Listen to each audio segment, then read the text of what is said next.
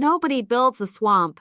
That is the thought that keeps coming back when you spend enough time with the evidence that Oak Island has been producing across 13 seasons of excavation and analysis and the kind of patient, methodical investigation that this team has brought to a mystery that has defeated everyone who came before them.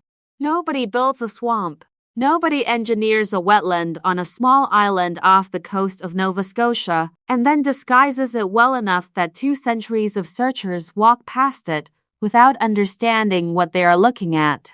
Nobody does that unless the swamp is not a swamp at all, but a feature, a deliberate and precisely positioned element of something far larger than any single excavation has been equipped to see. Until now. Because what the team has discovered in Season 13, Episode 20, is the connection that changes the entire geometry of the Oak Island mystery. The pathway through the swamp, the ancient causeway that previous investigations identified as significant but could not place within a larger framework, has been surveyed with the precision that modern technology makes possible, and when its alignment was plotted against the known position of Nolan's Cross, the massive stone cross formation that Fred Nolan spent decades documenting in the northern part of the island, the result was not a near miss or a suggestive approximation. It was an exact alignment, and an exact alignment between 2 features on opposite ends of a small island means only one thing. Whoever built the swamp pathway and whoever placed the stones of Nolan's Cross were not working independently. They were working from the same plan. The same map, the same master design that treated this entire island not as a hiding place for a single buried treasure, but as an integrated, precisely engineered site where every feature was positioned in deliberate relationship to every other feature. The entire island was one master plan.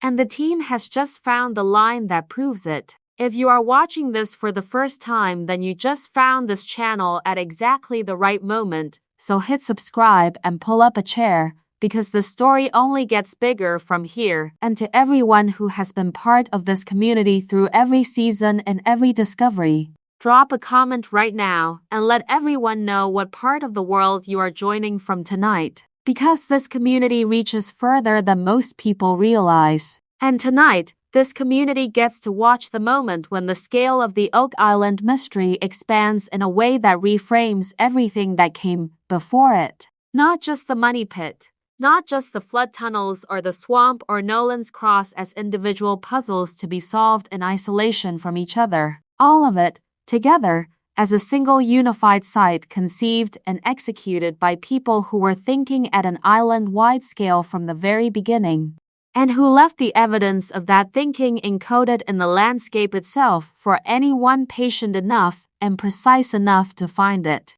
The swamp pathway aligns with Nolan's Cross. The survey data is confirmed and documented. And what that confirmation means for everything this island has been holding back is going to take the rest of this season to fully understand and the rest of this video to begin to explain. To understand what this alignment means, you first have to understand what Nolan's Cross actually is, because it is one of the most remarkable and consistently underappreciated features of the entire Oak Island site, and it has never received the serious attention it deserves within the mainstream narrative of this search. Fred Nolan was a surveyor by profession and a treasure hunter by obsession, and he spent decades working on Oak Island largely independently of the main excavation operations that were centered on the money pit and its immediate surroundings.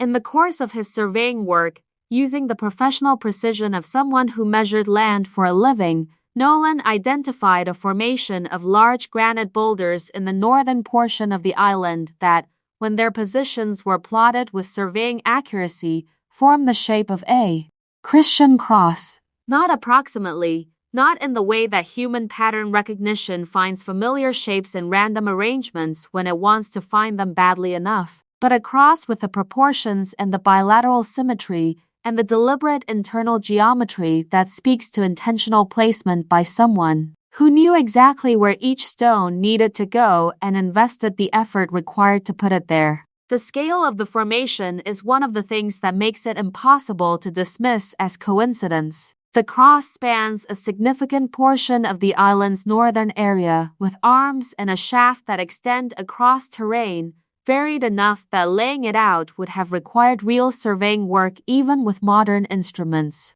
The stones themselves are not randomly distributed glacial material of the kind that blankets much of Nova Scotia's landscape. They are selected, positioned, and in some cases moved from their natural locations to specific points that only make sense in the context of the overall cross formation. Nolan published his findings, documented the formation with the rigor of a professional surveyor, and argued for decades that the cross represented evidence of deliberate pre-Columbian European activity on the island. The mainstream treasure hunting community, focused almost entirely on the money pit and its immediate vicinity, largely set his work aside. The cross was treated as an interesting curiosity rather than a central piece of the puzzle, and the people best positioned to integrate it into the broader understanding of the site never quite did.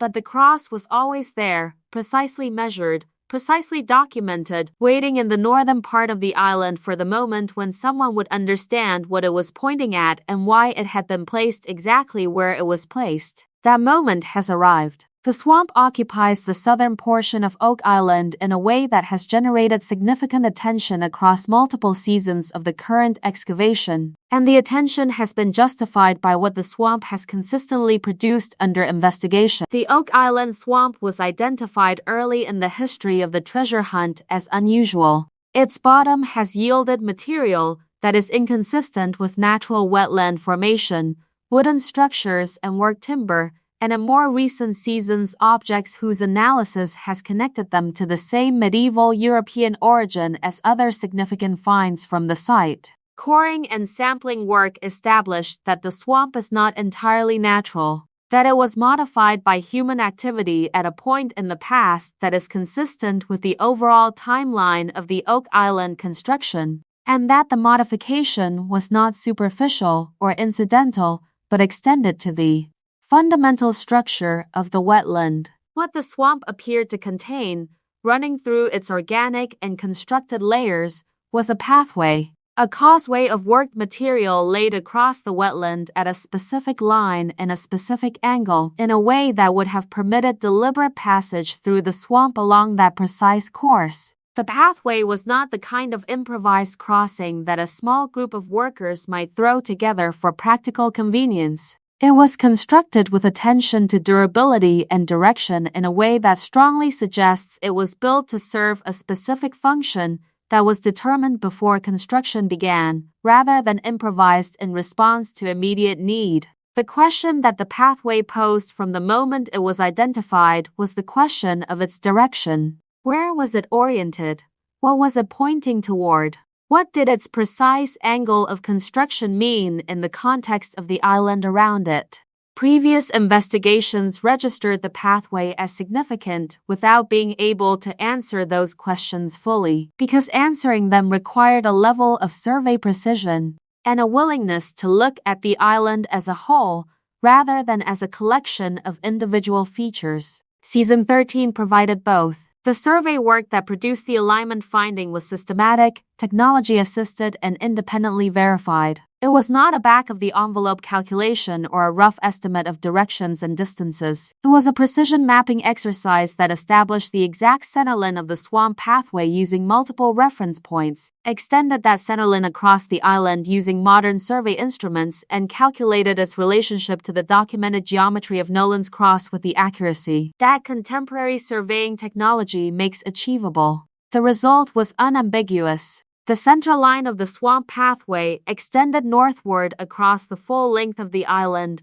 passes through the intersection of Nolan's cross at a precision that eliminates coincidence as a credible explanation. Two features, separated by the full extent of the island, are oriented toward each other along a single line that someone established before either feature was constructed, and that both features were built to respect. The team's reaction when the survey results came back confirmed was not the cautious optimism of people who have seen suggestive correlations before and learned to be careful about what they mean. It was something quieter and more serious than that, the reaction of people who understand the difference between a correlation and a discovery and who are looking at a discovery. The alignment is structural. It does not add another piece to the Oak Island puzzle. It reveals that the puzzle has a fundamental geometry that no previous investigation had been equipped to perceive. The island is not a collection of independent features. It is a design site,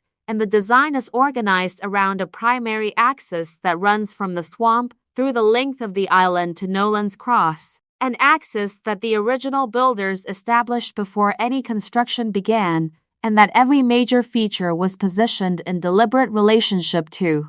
The implications of island-wide planning deserve careful attention because they are more significant than the immediate drama of the alignment discovery alone. If the swamp pathway and Nolan's Cross were both positioned according to a master plan, the logical next question is what other features of the island were positioned according to the same plan. The money pit is the obvious candidate, and it was the team's immediate priority, following the alignment confirmation, to determine whether the pit's position on the island bears a deliberate geometric relationship to the axis that the survey had just established. Early analysis of that relationship suggests that it does, and that the relationship is not a simple one. The money pit does not sit on the primary axis defined by the swamp pathway and Nolan's Cross, but it sits at a position that the geometric analysis suggests is deliberate in a different way, at a specific measured offset from the axis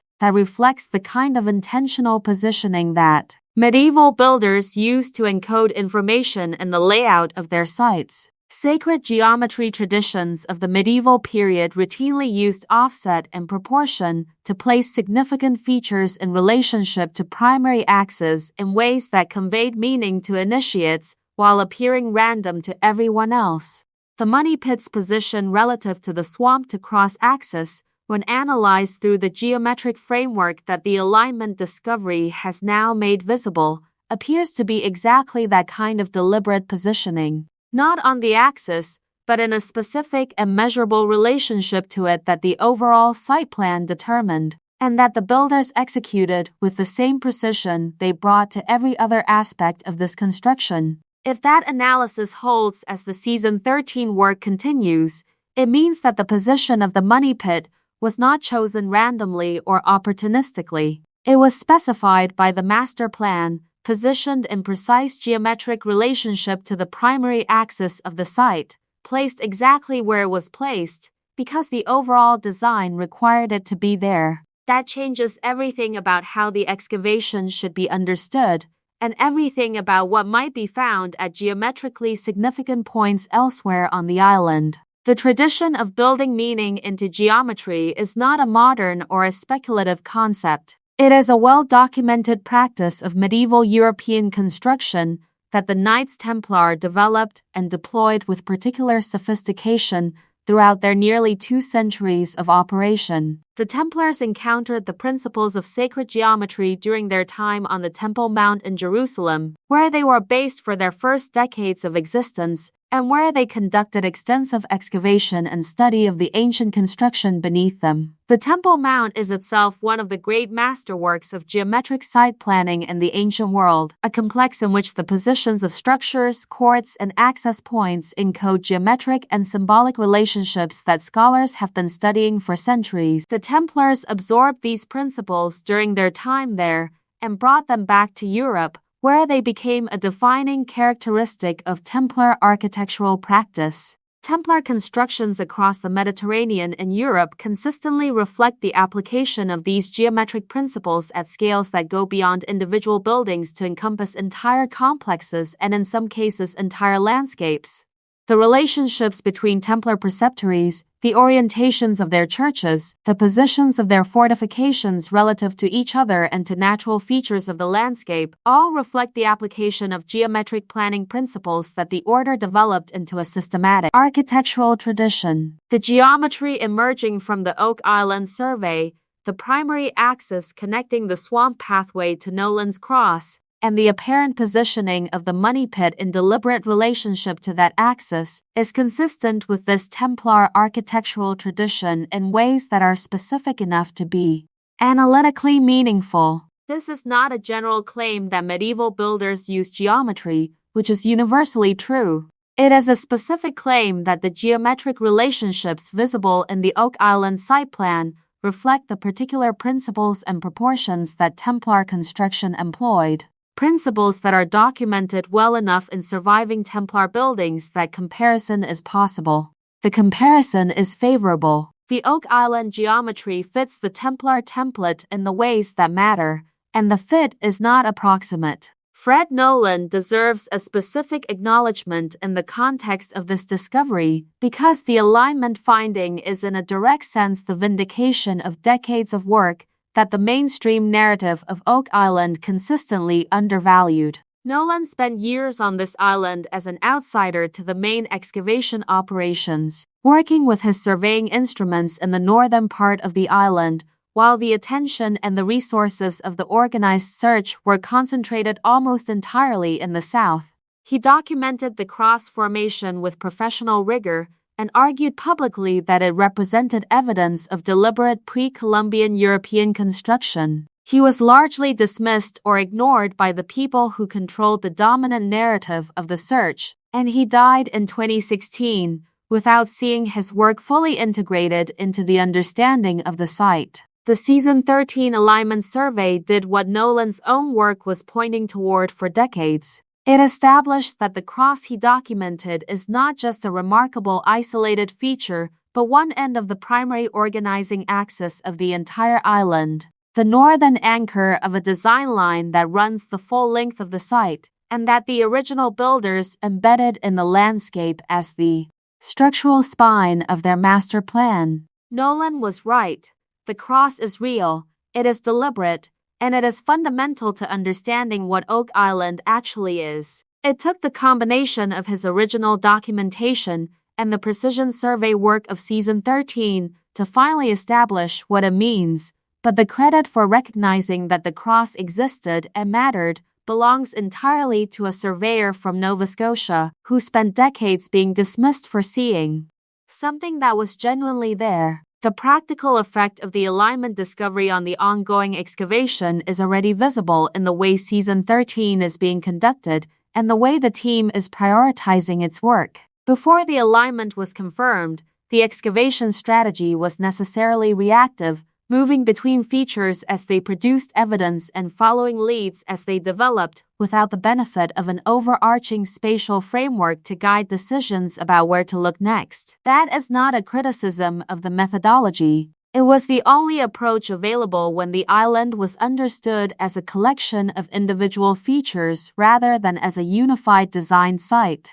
After the alignment, the excavation has access to something it never had before.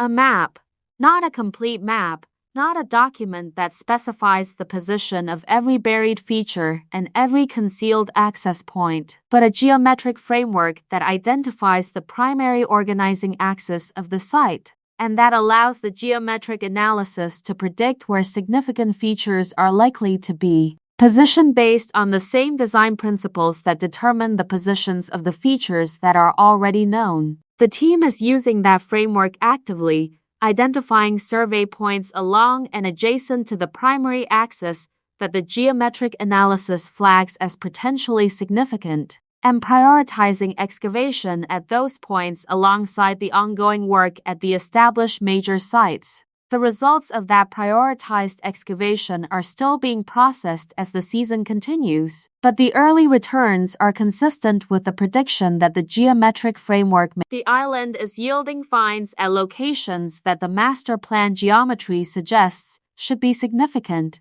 in a way that purely reactive excavation was not positioned to anticipate. This is what understanding the design of a site does for the people trying to excavate it. It converts searching into reading. The island is still resisting. That has not changed, and it will not change until the last chamber is opened and the last feature is understood. Because resistance is built into this site at every level, from the flood tunnels that still flood, to the depth of the primary deposits, to the sheer physical difficulty of working in conditions that have defeated better equipped expeditions than most. The engineering that the original builders put into this site was designed to last indefinitely, and it has, performing after 7 centuries with a reliability that is the most eloquent possible testimony to the capability of the people who built it. But the team now has something that no previous generation of searchers had. They have the geometry. They have the axis.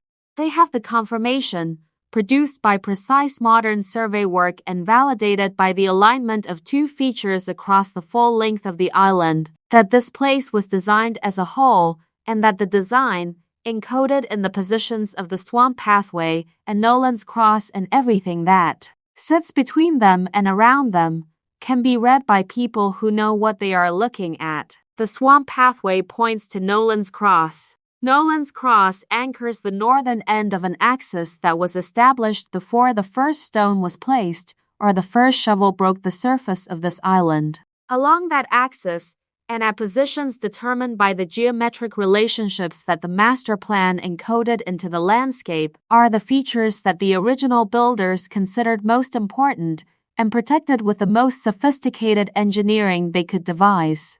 The entire island was one master plan. 7 centuries of searching never saw the whole picture because every generation of searchers looked at pieces of it without ever stepping back far enough to see the design that connected them. Season 13 stepped back, the survey data came in, and the picture that emerged is larger and more deliberate and more extraordinary than even the most optimistic version of this search ever quite imagined. The team is reading the map now, and the map is leading somewhere. What comes next you do not want to miss.